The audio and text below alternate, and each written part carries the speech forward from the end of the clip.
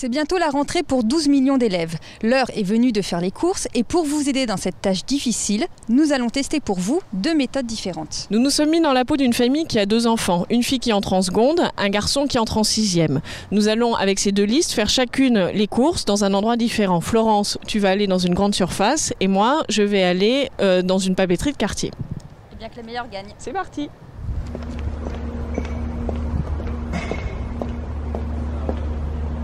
Alors, le bilan de cette expérience, dans ma papeterie de quartier, j'ai dépensé 233 € pour acheter les fournitures des 2 enfants.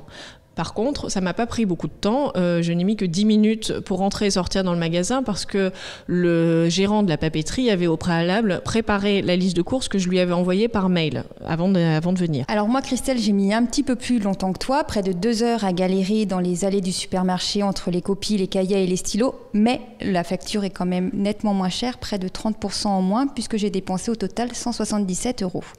À noter pour comparer les prix que nos paniers ne sont pas tout à fait identiques. Dans la papeterie de quartier, j'ai acheté essentiellement des produits de marque qui sont vendus là-bas, alors que dans la grande surface, Florence a plutôt acheté des produits de marque distributeur.